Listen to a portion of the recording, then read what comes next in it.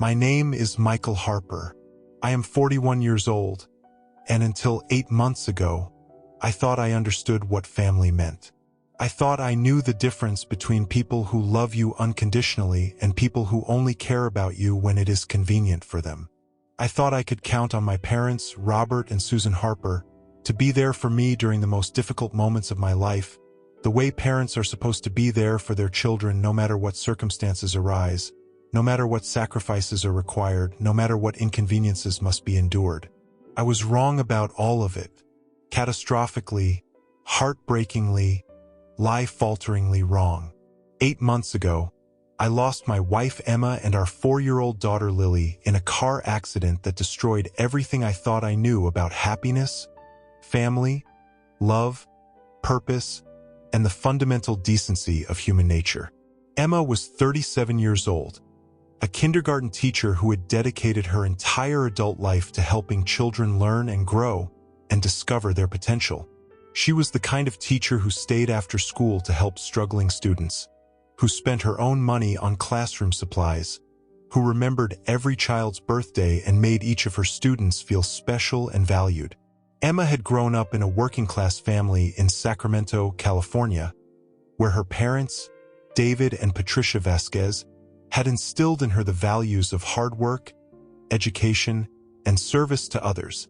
David worked as a mechanic for 35 years, and Patricia was a nurse's aide at a local hospital.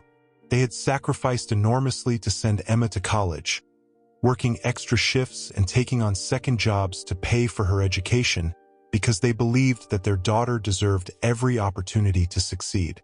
Emma had inherited their work ethic and their compassion for others.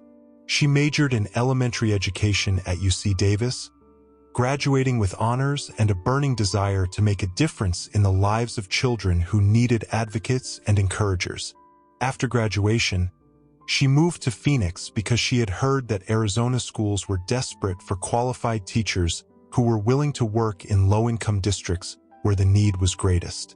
When I met Emma 7 years ago at a charity fundraiser for Phoenix Children's Hospital, she was in her 3rd year of teaching at Roosevelt Elementary, a Title I school in Central Phoenix where most of the students qualified for free lunch and many came from families dealing with poverty, immigration issues, and various forms of instability. Emma loved those children with a fierce protectiveness that made her fight for resources, advocate for social services, and spend her own limited salary on snacks, school supplies, and winter coats for kids whose families could not afford them. These children deserve the same quality education as kids in Scottsdale or Paradise Valley, Emma told me during our first conversation at that fundraiser. Her eyes lit up when she talked about her students, and I could see that teaching was not just her job but her calling. They deserve teachers who believe in their potential and who are willing to fight for their future. Most of them will never have advocates other than their teachers, so we better be good advocates. I fell in love with Emma that night, not just because she was beautiful, though she was stunning, with dark hair and warm brown eyes and a smile that could light up a room, but because of her passion for justice and her unwavering commitment to using her life to help other people. She talked about her students the way other people talked about their own children, with pride and protectiveness and boundless hope for what they could accomplish. Emma and I dated for 2 years before I proposed, 2 years during which I learned that her kindness and dedication extended to every aspect of her life. She volunteered at animal shelters on weekends, organized food drives for homeless families during the holidays, and somehow found time to tutor high school students who were struggling with college applications. Emma had this incredible ability to see potential in everyone and to invest her time and energy in helping people achieve their dreams. We were married 3 years later in a simple but beautiful ceremony at a historic chapel in downtown Phoenix, surrounded by her family, my family, her fellow teachers, and dozens of her current and former students who wanted to celebrate the woman who had believed in them when few other adults had. Emma wore her grandmother's wedding dress, which Patricia had carefully preserved and altered to fit perfectly. I wore a suit that I had bought specifically for the occasion, determined to look worthy of marrying the most incredible woman I had ever known. Our wedding was one of the happiest days of my life, not just because I was marrying Emma, but because I could see how much joy our relationship brought to both of our families.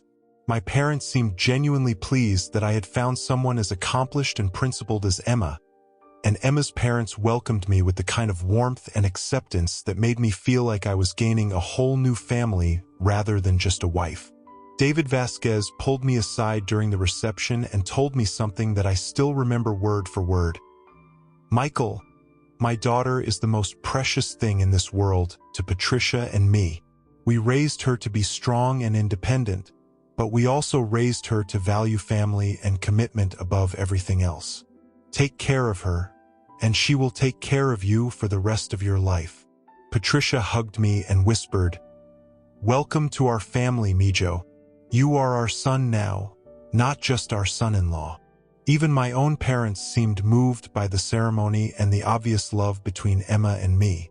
My mother cried during our vows, and my father gave a toast at the reception about how proud he was to welcome Emma into the Harper family. Tyler, my younger brother, served as my best man and seemed genuinely happy for us. Though he was already focused on his own career and his relationship with Jennifer, who would become his wife 2 years later. Emma and I honeymooned in Italy, spending 2 weeks exploring Rome, Florence, and the Tuscan countryside.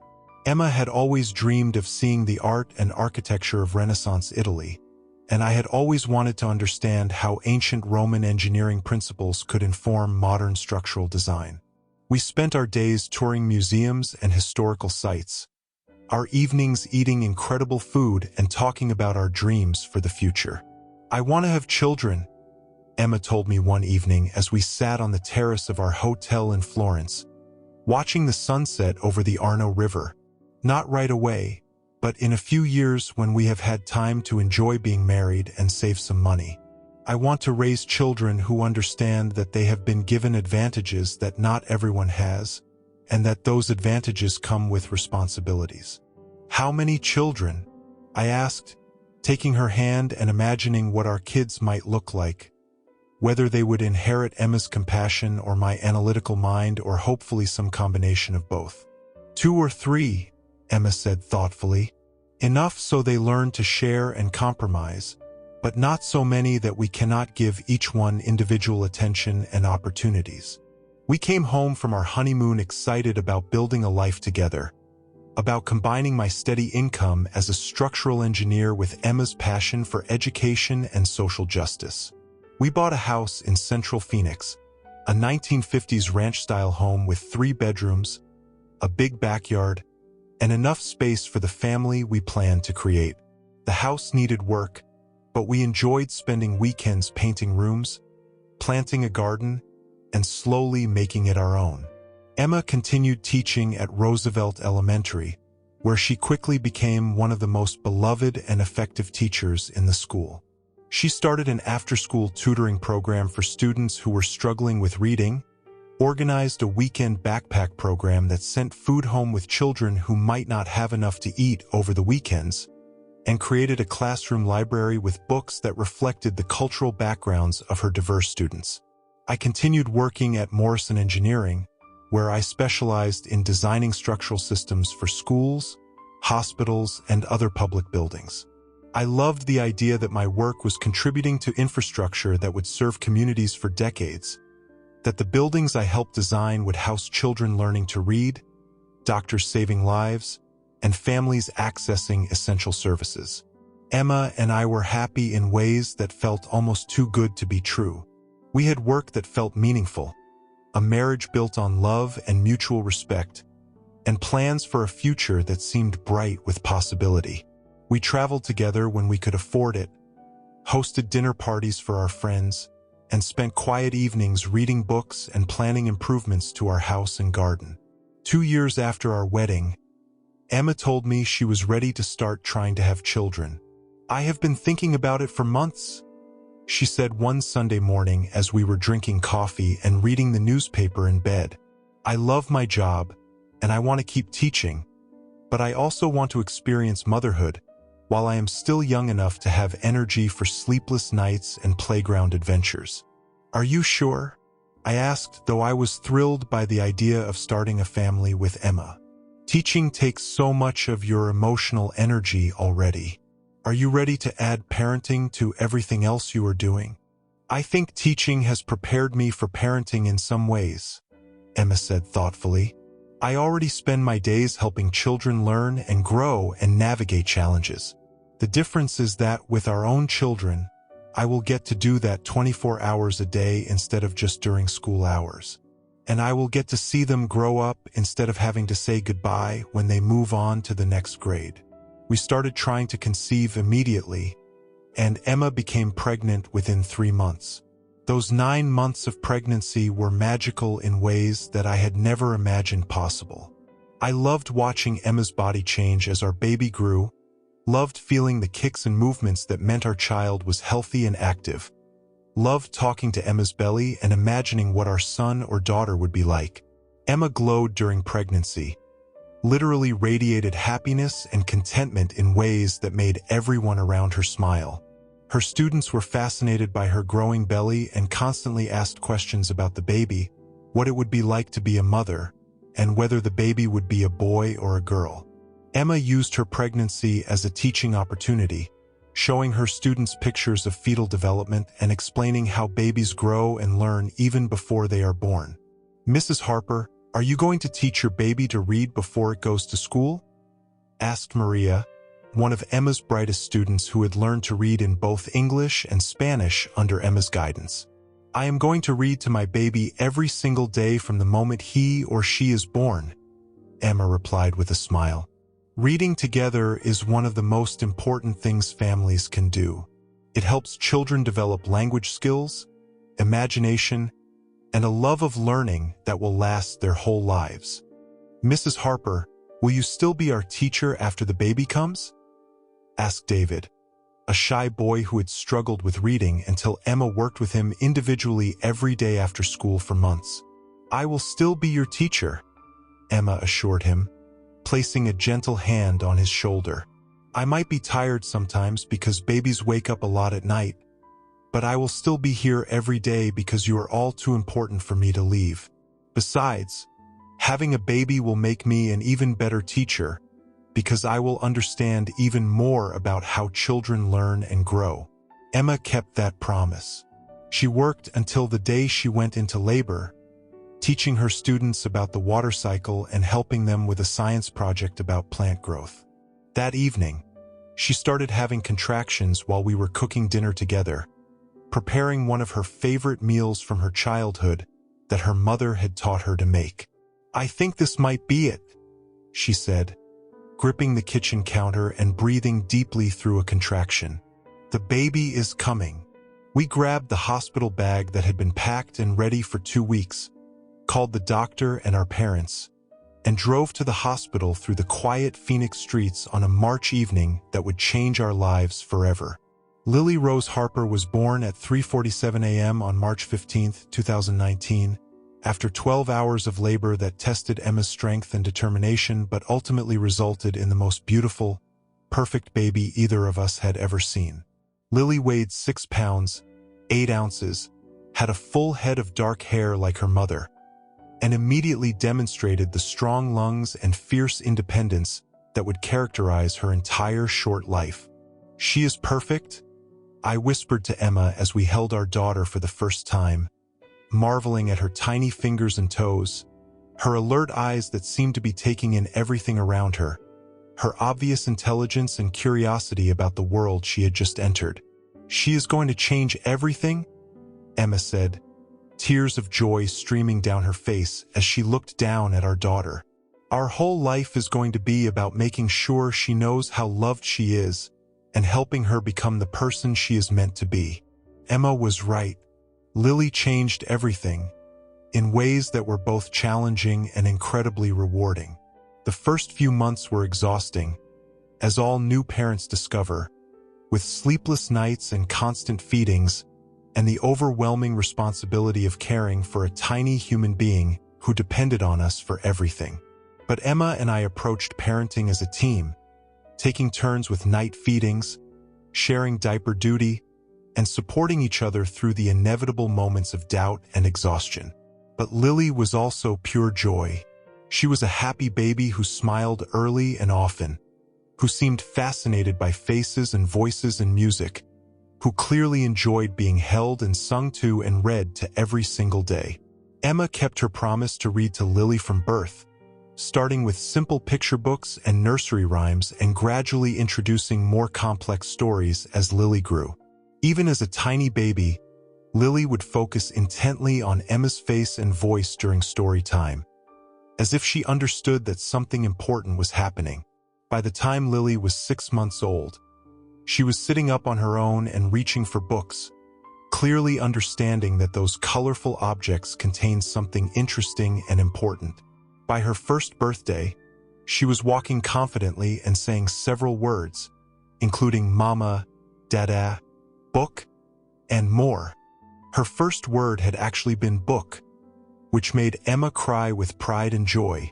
"She is going to be a reader," Emma said proudly as we watched Lily carefully turn the pages of a board book, studying the pictures with intense concentration that reminded me of Emma grading papers or planning lessons.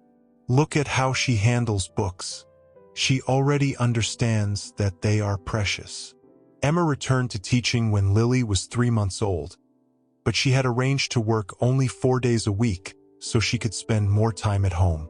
We found a wonderful daycare provider named Mrs. Rodriguez, an older woman who cared for only 4 children in her home and who understood Emma's values about early childhood education and development.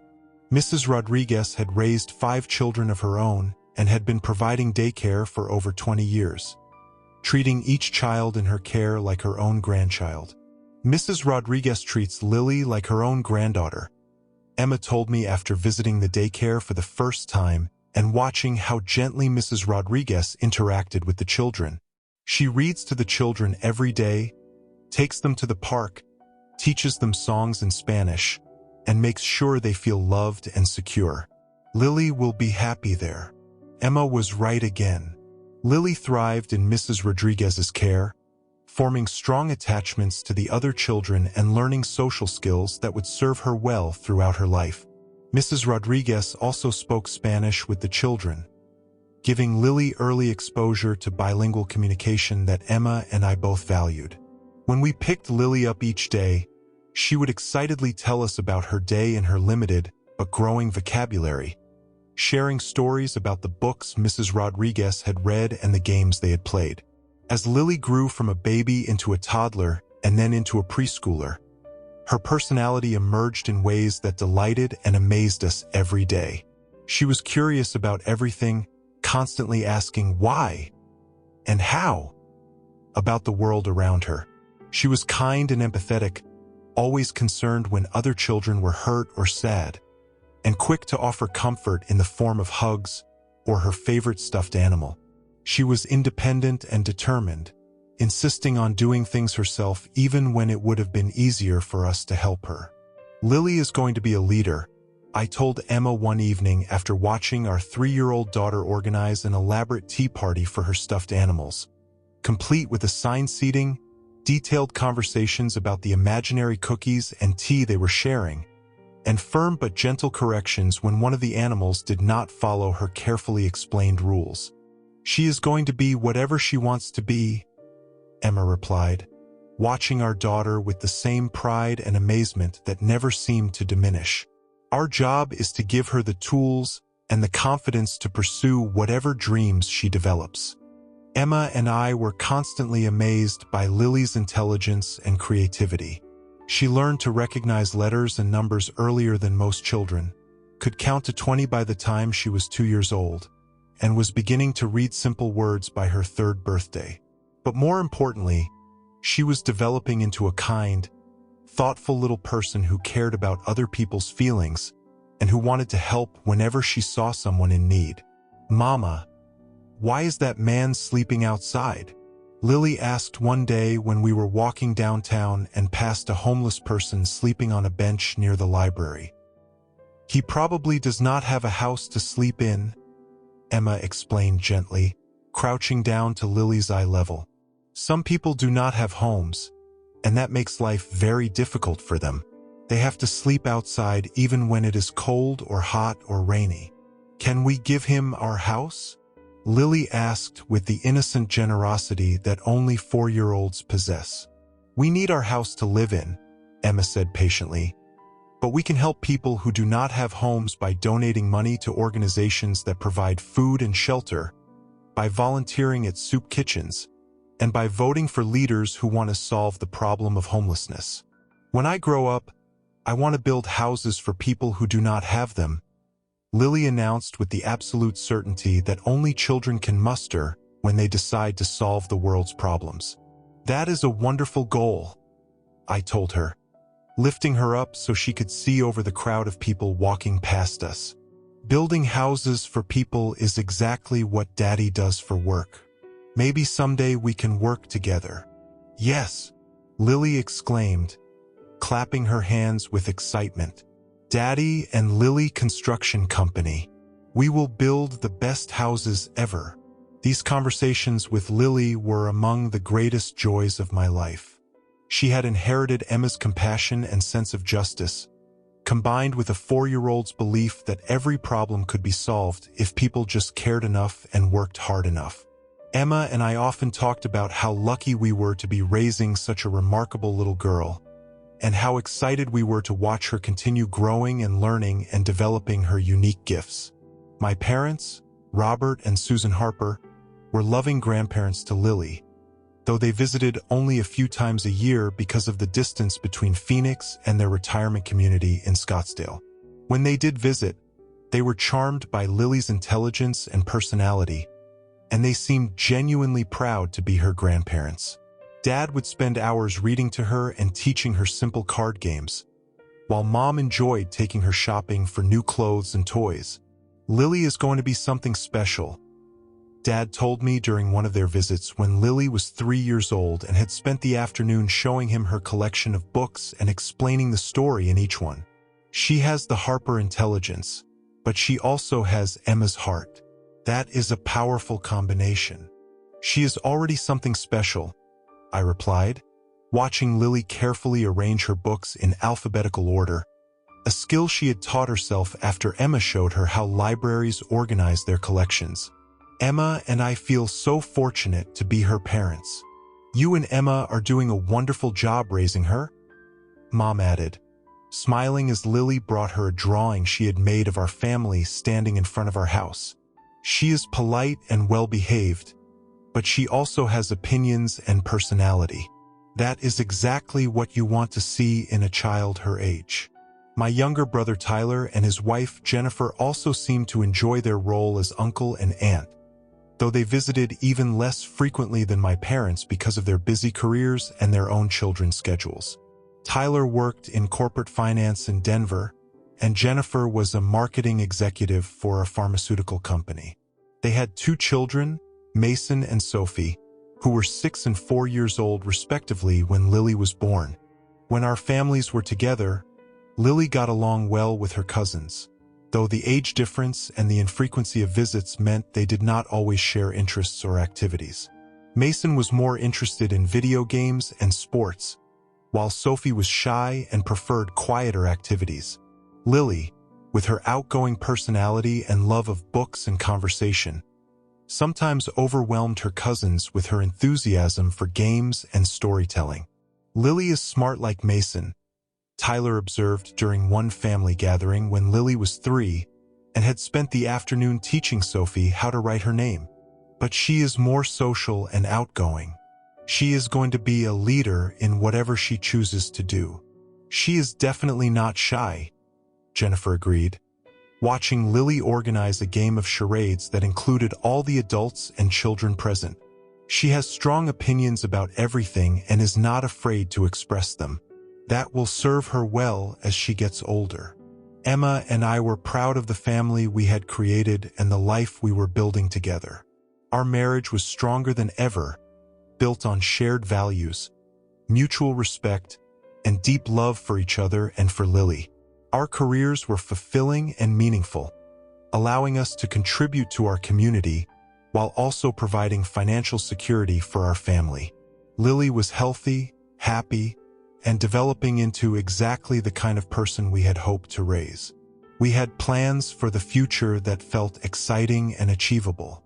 Emma was considering pursuing a master's degree in educational leadership so she could eventually become a principal and have greater impact on educational policy and practice. I was being considered for a promotion to senior project manager at Morrison Engineering, which would give me more responsibility and a substantial salary increase. We were saving money for Lily's college education and for family vacations that would expose her to different cultures and experiences.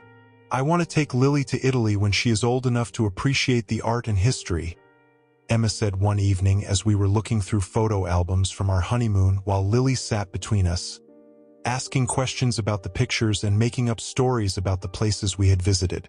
I want her to see the Sistine Chapel and the Colosseum and understand that human beings have been creating beautiful, lasting things for thousands of years.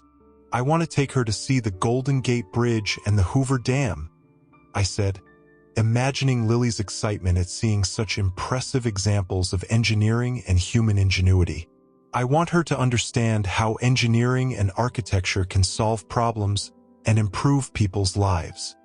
We had no idea that we would never have the chance to take any of those trips, to watch Lily grow into the remarkable woman we knew she would become, to see her graduate from high school or college or get married or have children of her own. Everything changed on Tuesday, February 14th, 2023, Valentine's Day, which should have been a day of celebration and romance, became the day that destroyed our family and revealed the true nature of my relationship with my own parents and brother. Emma had been planning a special Valentine's surprise for weeks. She and Lily had been secretly working on homemade heart-shaped sugar cookies decorated with pink and red frosting, and Lily had been practicing writing "I love Daddy" in her careful 4-year-old handwriting to include with the cookies. Emma had bought special Valentine's Day wrapping paper and had been hiding the project materials in our bedroom closet so that the surprise would be complete when I arrived home that evening. Emma had also arranged to leave work early that day so she could pick Lily up from preschool and spend the afternoon finishing the cookie project before I got home. She had been excited about this surprise for days, talking about how much fun she and Lily were having working together and how proud Lily was of her contribution to the Valentine's gift. "Lily has been practicing writing your name," Emma told me that morning as we were getting ready for work, and Lily was eating breakfast and chattering about her plans for the day. "She is so proud that she can write all the letters by herself. She keeps saying, 'Daddy is going to be so surprised.' I am already surprised by how lucky I am to have both of you," I replied, kissing Emma goodbye and giving Lily a hug that lasted a little longer than usual, though I had no way of knowing it would be the last hug I would ever give her. "I love you both more than you could ever know." "We love you too, Daddy," Lily said, squeezing my neck with her small arms and planting a sticky kiss on my cheek that smelled like syrup from her pancakes. "We have a big surprise for you tonight. I cannot wait to see it," I told her, looking into her bright eyes that were so much like Emma's. "You and Mama always have the best surprises." Those were the last words I ever spoke to my wife and daughter. Instead of coming home to cookies and Valentine's surprises, I came home to a house that would never again contain the people who made it feel like home. I was in a client meeting at Morrison Engineering, reviewing architectural plans for a new elementary school that would serve 3 districts in West Phoenix, when my phone started buzzing with calls from numbers I did not recognize. The meeting was important. We were presenting structural recommendations that would affect the safety and functionality of a building that would house hundreds of children for decades. So I ignored the calls and assumed that whoever was trying to reach me would leave a voicemail if the matter was truly urgent. The first call came at 2:47 p.m., followed by 3 more calls within 10 minutes.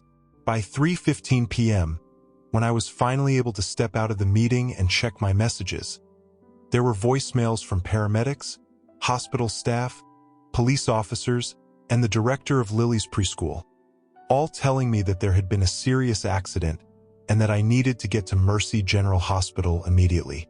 The first voicemail was from a paramedic named David Rodriguez.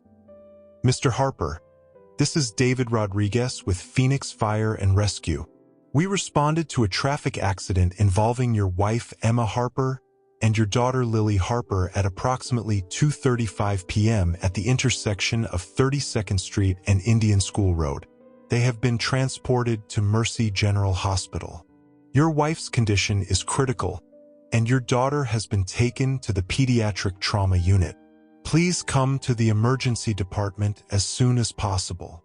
As I listened to these messages, my hands started shaking and my heart began racing in ways that made it difficult to breathe. The words critical condition and trauma unit kept echoing in my mind, but I could not process what they actually meant. Emma and Lily had been in an accident. They were at the hospital. I needed to get there immediately. The drive to Mercy General Hospital was the longest 20 minutes of my life. I called Emma's phone over and over, hoping that someone would answer and tell me that the accident was not as serious as it seemed, that Emma and Lily were hurt but stable, that everything would be okay if I could just get to the hospital quickly enough.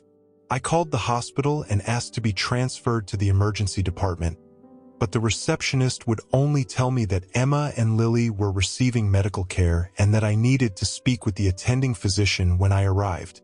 No one answered Emma's phone. No one could give me any information about their condition over the telephone. No one could tell me whether I was rushing to the hospital to comfort my injured family or to say goodbye to them. I parked in the hospital garage and ran to the emergency department, where I was immediately directed to a small conference room to wait for Dr. Jennifer Walsh.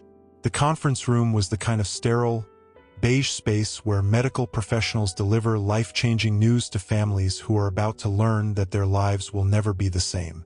There were boxes of tissues on every surface, inspirational posters about hope and healing on the walls, and comfortable chairs arranged to facilitate difficult conversations. Dr. Walsh arrived within 5 minutes, accompanied by a hospital social worker named Patricia Kim and a chaplain named Father Michael O'Brien.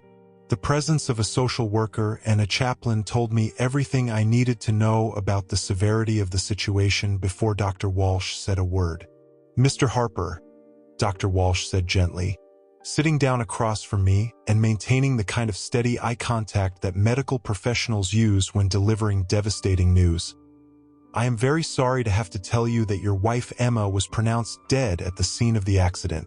The impact of the collision caused massive internal injuries that were not survivable. The paramedics and emergency medical technicians did everything possible, but her injuries were too severe."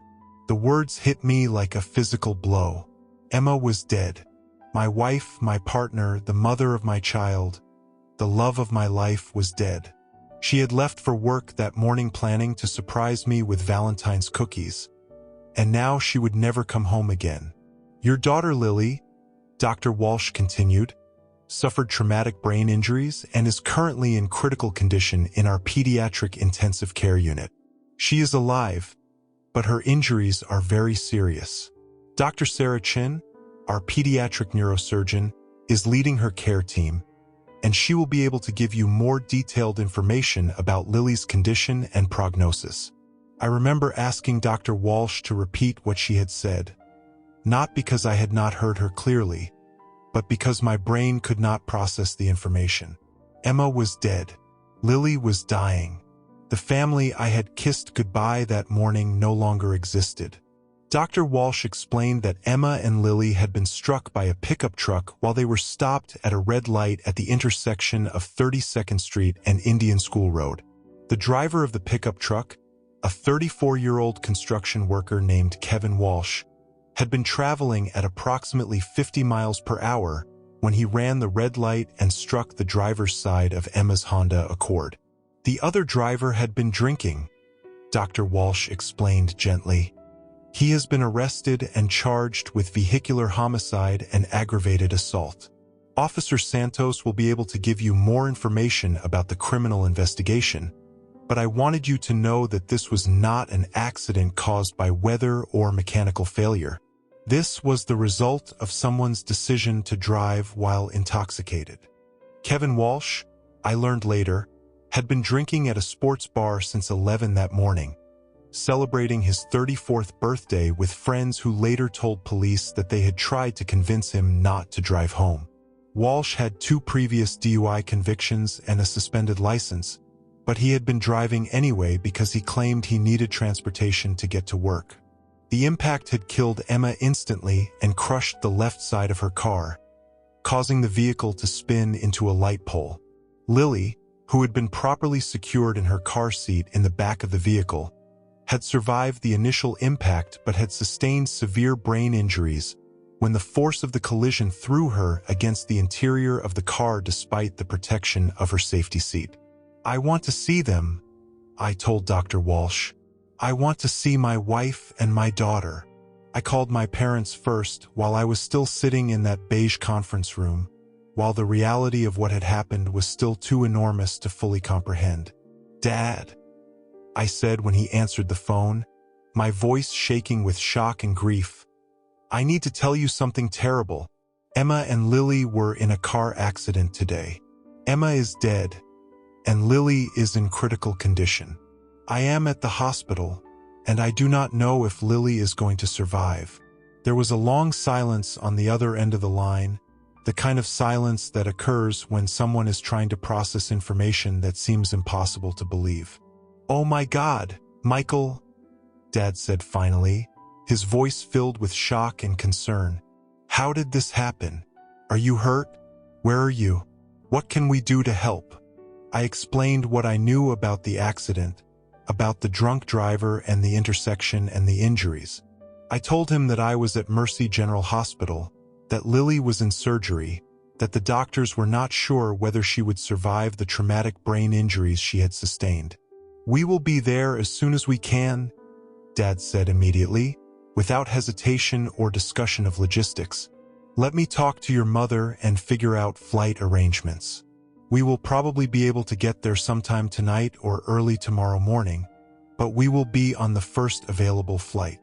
"Thank you," I said, feeling a surge of relief that my parents would be coming to support me during the worst crisis of my life.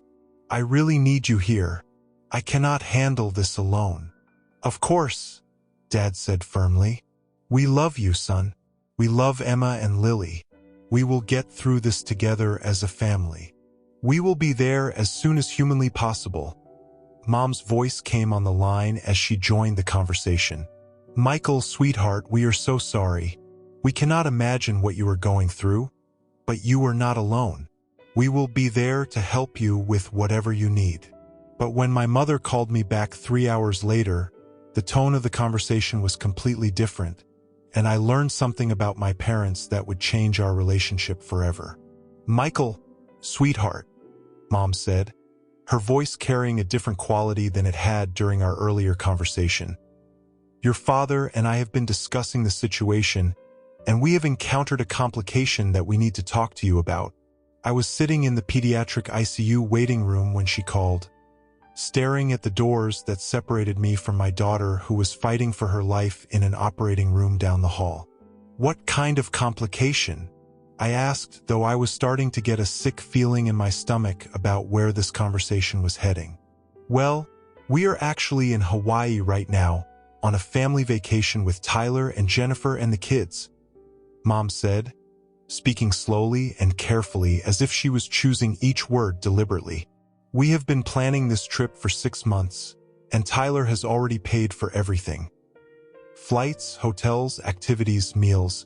The whole vacation was quite expensive, and it would be very complicated and costly to change our plans and fly back to the mainland." I stared at the waiting room wall, trying to process what my mother was telling me. "Mom," I said slowly, "Emma is dead and Lily is dying. This is not about vacation logistics. This is about being here for your son during the worst crisis of his life. I understand that you are upset and that this is a terrible situation," Mom said, "but you have to understand our position. We are here with Mason and Sophie, and they have been looking forward to this vacation for months. It would be very disappointing for them if we had to cut the trip short. And it would be a financial hardship for Tyler, who has already invested thousands of dollars in this family vacation. Tyler can afford to lose the money from a vacation, I said, my voice rising with disbelief and anger. What Tyler cannot afford, what none of us can afford, is to have my 4-year-old daughter die while her grandparents are on a beach somewhere because they were worried about disappointing his children or losing money on hotel reservations. Michael, that is not fair. Dad's voice came on the line, indicating that I was now on speakerphone and that both of my parents were participating in this conversation about whether attending their granddaughter's potential deathbed was worth interrupting their vacation. You are making this sound like we do not care about Emma and Lily, which is completely unfair and untrue. Of course we care. We love them both, and we are devastated by what has happened. But we also have to consider our obligations to Tyler's family. What obligations? I asked, my voice breaking with exhaustion and disbelief.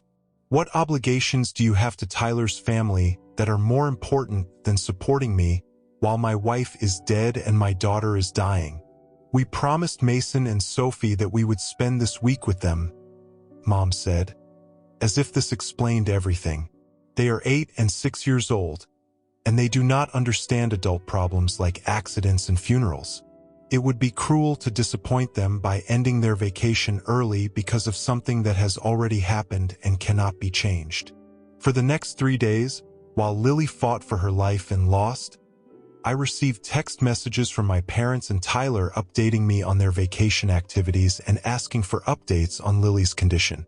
They sent photos from beach resorts and tourist attractions, messages about how much fun Mason and Sophie were having at the hotel pools and luau's, and reminders that they were thinking of me during this difficult time. The text messages were surreal in their disconnect from the reality of what I was experiencing. From Mom, thinking of you today. Hope Lily is improving. The kids had so much fun at the snorkeling excursion. Mason saw a sea turtle and Sophie found a perfect shell for her collection. Love and prayers for you and Lily. From Dad, praying for Lily's recovery. Tyler organized a fantastic dinner at this beachfront restaurant tonight. The kids tried sushi for the first time and loved it, sending you strength and love during this difficult time. Meanwhile, I was living through the worst 3 days of my life, watching my 4-year-old daughter fight a battle that she was slowly losing, making decisions about her care while also trying to plan a funeral for my wife. Dr. Sarah Chan and her team were incredible, working around the clock to reduce the swelling in Lily's brain, to stop the internal bleeding, to give her body every possible chance to heal from the trauma. Your daughter is a fighter, Dr. Chun told me during one of our conversations in the family consultation room. She is responding to some stimuli, and her vital signs are stronger than we initially expected. But I want you to understand that even if she survives, she may face significant challenges. Brain injuries in children are unpredictable, and we will not know the full extent of the damage until she regains consciousness. I told Dr. Chun that I did not care about challenges or limitations or difficulties. I told her that I just wanted my daughter to live, that Emma and I had always planned to handle whatever obstacles life presented as a team, and that now I would handle whatever obstacles Lily faced as her father. But despite all of Dr. Chen's efforts and expertise, despite the incredible medical team that worked tirelessly to save my daughter's life, despite my prayers and hopes and determination to will her back to health, Lily died on Friday evening, February 17th, at 6:43 p.m., exactly 3 days after the accident that had taken her mother. I was holding Lily's small hand when her life ended, sitting beside her hospital bed and talking to her about all the adventures we would have together when she got better, all the books we would read and all the places we would explore and all the things I would teach her about engineering and building. When the machine stopped beeping and her chest stopped rising and falling, when Dr. Chin gently confirmed that my daughter was gone, I felt something inside myself die as well. I called my parents to tell them that Lily had died. "Oh, honey," Mom said when I told her the news, her voice filled with what sounded like genuine sadness and sympathy. "We are so sorry for your loss. She was such a beautiful little girl, and we know how much you loved her." "The funeral will be next Thursday," I said. "February 23rd. I need you to be there." "Of course we will be there," Dad said immediately, without hesitation. "We will change our flights and come directly to Phoenix as soon as we can arrange the travel." For a moment, I felt a surge of relief and gratitude, thinking that my parents would finally prioritize my needs over their vacation activities. That relief lasted until the next morning, when Mom called me back with a tone that revealed how completely they had prioritized their own convenience over my needs. "Michael, sweetheart," she said, "we have been looking into flights and hotel availability, and it is going to be very expensive and complicated to get back to Phoenix by Thursday. The airlines want to charge us enormous fees for changing our tickets on such short notice, and most of the hotels near you are fully booked because of some kind of convention in the city." "So what are you saying?" I asked, though I was beginning to understand exactly what she was saying. "We are saying that it might be more practical to have a memorial service for Emma and Lily after we get back from Hawaii," Mom said. "We could do something really nice in a few weeks, when we have had time to plan properly and when the logistics are not so complicated and expensive. You want to postpone my wife and daughter's funeral so you can finish your vacation," I said. "Michael, do not put it like that," Dad interjected. "We are trying to find a solution that works for everyone. Tyler and Jennifer think it makes sense to wait until we can all be together and really focus on celebrating Emma and Lily's lives rather than rushing into something that is not well planned." I held Emma and Lily's funeral on Thursday, February 23rd, exactly 1 week after the accident that took them away from me. It was a small service, attended by the people who had truly loved Emma and Lily, and who understood that saying goodbye to them was important enough to rearrange their schedules and travel across the country if necessary. Emma's parents, David and Patricia Vasquez, flew in from California the day after Lily died and stayed with me throughout the funeral preparations and service. They understood that when someone you love dies, you drop everything and show up, regardless of the inconvenience or expense. If you have listened to this story and want to hear more about what it means when family chooses convenience over commitment, I hope you will subscribe to this channel. Share this with someone who might need to understand the difference between people who claim to love you and people who actually show up when showing up is difficult. Emma's colleagues from Roosevelt Elementary School organized meals and household help for weeks after the funeral. They understood that Emma had been more than just a teacher. She had been a mentor and friend to her students, a dedicated professional who had made a difference in dozens of children's lives. The parents of Lily's preschool classmates attended the funeral with their children, understanding that death is part of life and that children need to learn how to say goodbye to friends who have meant something to them. My colleagues from Morrison Engineering attended the funeral, not because they had known Emma and Lily well, but because they understood that supporting a grieving coworker was more important than maintaining normal work schedules. People who had known Emma and Lily for a few years cared enough to drop everything and support me through the worst week of my life. My own parents, who had known me for 41 years, could not be bothered to interrupt their vacation for something as trivial as their son's family funeral. My parents were not there. Tyler and Jennifer were not there. Mason and Sophie were not there. While I was burying my wife and daughter, my family was enjoying the final days of their Hawaiian vacation, posting photos of themselves at Pearl Harbor and Diamond Head. After the funeral, I spent several weeks trying to process not just the grief of losing Emma and Lily, but also the betrayal of learning that my parents' love for me was conditional and limited. I worked with a grief counselor named Dr. Rebecca Martinez. "You are not just mourning the loss of your wife and daughter," Dr. Martinez told me during one of our early sessions. "You are also mourning the loss of the parents you thought you had, the family support system you believed you could rely on, My parents returned from Hawaii in early March and called me immediately to schedule what they called a proper memorial service for Emma and Lily. They wanted to organize something at their retirement community in Scottsdale, with catered food and professional flowers and a slideshow presentation of family photos. "We can make this really special," Mom told me during that phone call. "Much more meaningful than what you would have been able to arrange while you were dealing with all the stress and emotion right after the accident." "I already had their funeral," I said. "I buried my wife and daughter 3 weeks ago, while you were on vacation." "Michael, you know we wanted to be there," Dad said. "But you have to understand that we had family obligations to Tyler and Jennifer and the kids. We could not disappoint them by cutting their vacation short for something that could be rescheduled." "Something that could be rescheduled," I repeated. "You think Emma and Lily's funeral could be rescheduled?" For the next several months, my parents and I had minimal contact. They would call occasionally to check on me and to suggest family gatherings or activities that might help me move forward from my grief and get past the disagreements we had experienced during the funeral arrangements. Tyler called me several times during this period, trying to mediate between my parents and me and encouraging me to be the bigger person and forgive them for their absence during the funeral. In September, 7 months after the funeral that my parents had skipped, they called me with a request that revealed just how completely they misunderstood the damage they had done to our relationship. "Michael, we need to talk to you about something important," Dad said when I answered the phone on a Tuesday evening in early September.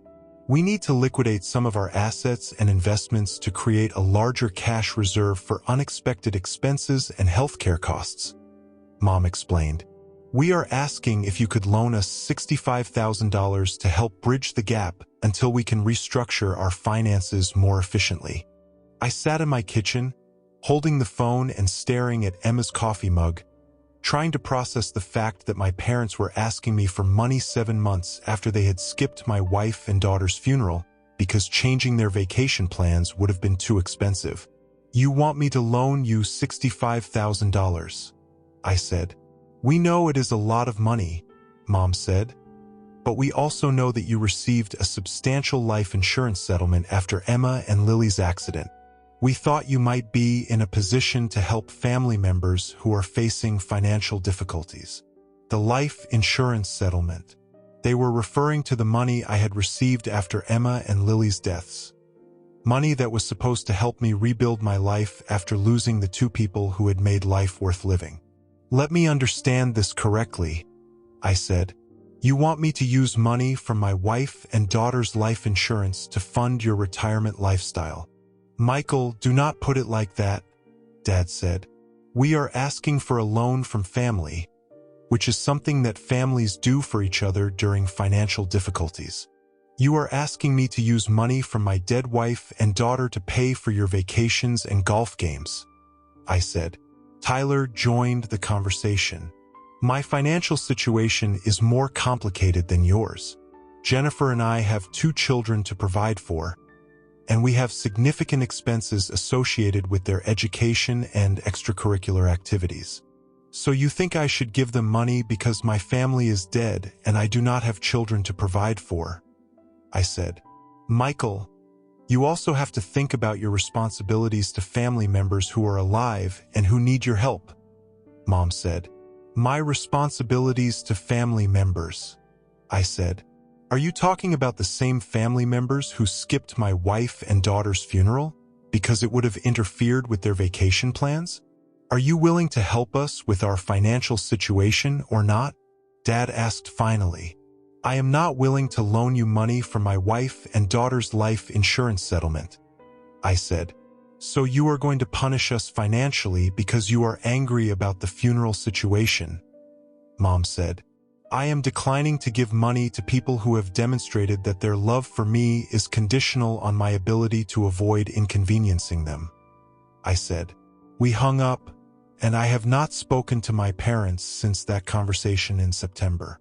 The truth is that losing my parents' support during the funeral was almost as devastating as losing Emma and Lily themselves. I learned that my parents' love for me was transactional, dependent on my ability to avoid inconveniencing them. But I also learned something else. I learned that the family you choose can be more loyal and supportive than the family you are born into. Emma's family has remained close to me since the funeral. David and Patricia Vasquez treat me like the son they gained when Emma and I got married. They call me regularly, invite me to family gatherings, and have become like parents to me. My friends from work, my neighbors, and the parents of Lily's preschool classmates have all become like family to me. These people have shown me what real love and support look like. 6 months ago, I made a decision that I think Emma and Lily would be proud of. I used their life insurance settlement to establish the Emma and Lily Harper Foundation, a nonprofit organization that provides financial assistance to families dealing with unexpected tragedies. The foundation helps pay for funeral expenses, provides temporary housing for disaster victims, offers childcare support for single parents during medical emergencies, and funds educational scholarships for children who have lost parents. Every dollar that the foundation distributes is a dollar that my parents wanted me to give them to fund their retirement lifestyle. Every family that receives support understands what it means to be abandoned by people who should have been there for them. I have also been dating someone for the past 4 months, a woman named Sarah Chun who lost her husband and son in a hiking accident 3 years ago. Sarah understands grief and family betrayal in ways that most people cannot. Like me, she has learned to create a family of choice rather than relying on the family she was born into. We are planning a life together that honors our past losses while creating new possibilities for happiness and meaning. Last month, my parents sent me a birthday card asking if I was ready to move past our disagreements and rebuild our family relationship. They invited me to join them for another family vacation with Tyler's family. I did not respond to the card. There are no real family connections with people who choose convenience over commitment. My parents taught me that family is not about biology or shared DNA. Family is about showing up when showing up is difficult, about making sacrifices when sacrifices are required. The people in my life now understand what family means. They have proven their love through their actions, not just through their words. Emma and Lily would be proud of the family I have created in their memory. They would be proud of the foundation that bears their names and helps other families during tragedies. Most importantly, they would be proud that I have learned to distinguish between people who claim to love me and people who actually demonstrate love through their choices and their actions. If you have ever been abandoned by family members during the worst moments of your life, if you have ever been asked to fund the lifestyle of people who refuse to support you during emergencies, then you understand why my parents' birthday card invitation remained unanswered. Sometimes the most important thing you can do for yourself is to stop investing emotional energy in people who have demonstrated that their love for you is conditional and limited. The family you choose will always be more reliable than the family you were born into. If the family you were born into has taught you that their love depends on your ability to avoid inconveniencing them, build your life around people who show up when showing up is difficult. Trust the people who have proven their loyalty through their actions, not just through their words. And never give money to people who refuse to attend your family's funeral because changing their vacation plans would have been too expensive. That is not family. That is not love. If you are struggling with family betrayal right now, I want you to know that healing is possible. It means finding ways to honor your own worth by surrounding yourself with people who understand what real love looks like. Before you go, if this story affected you and helped you understand the difference between people who claim to care and people who actually show up when it matters, please consider subscribing to this channel and sharing this story with someone who might need to hear it. Thank you for walking this journey with me. Before you go, I have left 2 more stories here on your screen. Both from men who discovered that family is not always who you are born to, it is who stands by you when the truth comes out. Click on whichever one calls to you. And if you want to join our community of people who understand what it is like to be the outsider looking in, That notification bell is your invitation. Until tomorrow, remember your story matters, even if they tried to erase it.